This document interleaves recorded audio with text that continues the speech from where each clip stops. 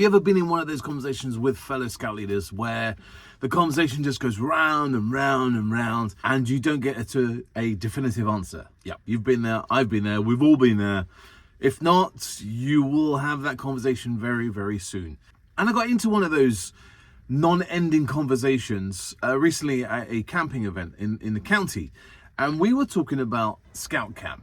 At first I wasn't involved in this conversation. I was just standing back, drinking a cup of tea, minding my own business, and we had one very strong leader this side against another strong leader that side, and the conversation was about camping, okay, traveling to camp. This strong character saying he doesn't believe that we should be traveling far to scout camp. So for instance, you get a minibus, you travel 3 hours that direction, stuck in traffic, ended up to 5 hours, and you've got the big cost of that transportation. Whether you do hire a minibus or hire a coach driver or get there on train, his thoughts were you could save that money and use it on activity or up the food quality. And then on this side of the conversation, when that was listening into, this scout leader obviously enjoys those camping trips that, from a London perspective, getting out of the town, out of the smog, into the countryside, off to the mountains or wherever they were going. He enjoyed that. He enjoyed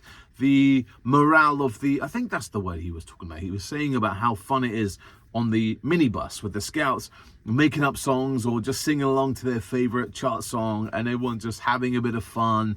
Scout leader at the front, Skip driving away, listening to the random conversations in the back of the minibus. They were saying they really enjoy that, and they enjoy for them, new scenery, and the young people getting different places, different experiences.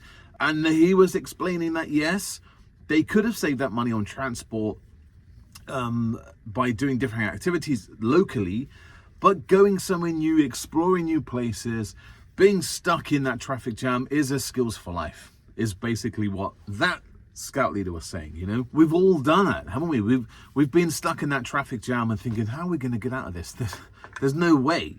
Ahead is all red lights, back is people not moving, so we're stuck. So how do we deal with it? And they were talking about different games to play in the minibus. Went back to this one. It was a bit like table tennis. They went back to the scout leader, and he was just saying, well surely if you've got local campsites, you should use that. Parents can drop off car share. You have more time at camp rather than traveling to camp, and the money that you would spend, a couple of £100 on transport getting to those faraway places, you can upgrade and do better activities on the campsite that you go to locally. And therefore you're keeping the money locally in the county, in the district. If you're using those county district campsites, better for the money going back into the pot and renovating the campsite and stuff.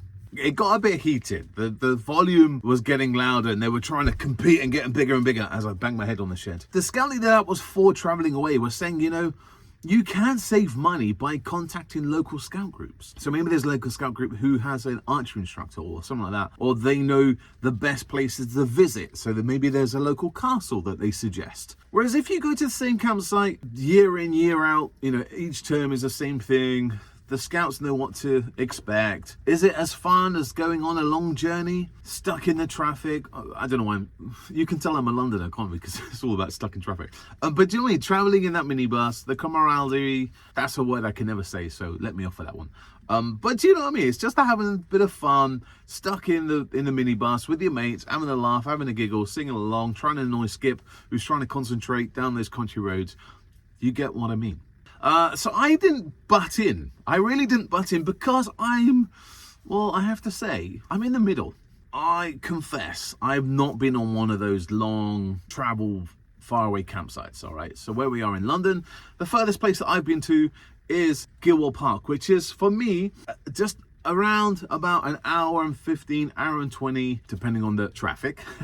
So that's the furthest I've been with my scouts. Yes, I would like to go and travel and take them to new places and stuff like that, but I get to the reason why I don't. And then I'm on this side of the scout leader who was for staying local. And yeah, it's a difficult one, isn't it? I do like just getting to the campsite within kind of half an hour. The parents drop off, save money for that kind of thing. Then we can use that money to go and do instead of bouldering wall, we can go into the caving or the climbing. You know, we can upgrade and do better activities, and in fact do more activities because we're spending that money not on the transport because the parents are doing car sharing. But then if I jump this side of that scout leader, his argument of going to new places, going to explore, you know, Wales or Scotland, that kind of thing, I think I would really love to do that. But here's the reason why I don't.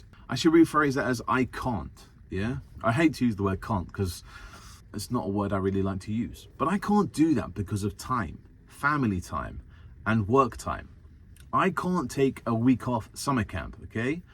My scout leader team at the moment just consists of 3 of us.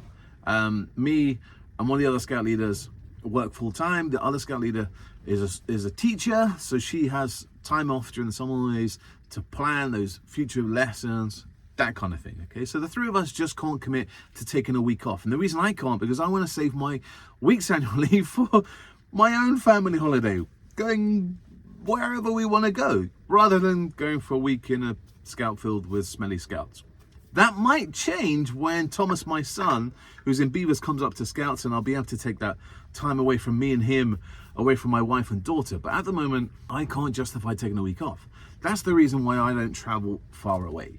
That's a really lame excuse. That's a personal excuse. But again, without leaders, there wouldn't be no Scouts. So it swings and roundabouts. So Scout leaders, my question to you is, which side of the fence would you be on that conversation? Would you be for the scout leader on this side who says keep it local, save them money, upgrade, do more activities? Or are you on this side of the fence with that scout leader that says go and explore new places, go further afield, go and enjoy the travel in the minibus, train, whatever, however you want to do it? It's a hard one to answer, and I don't think there is a definitive answer, is there?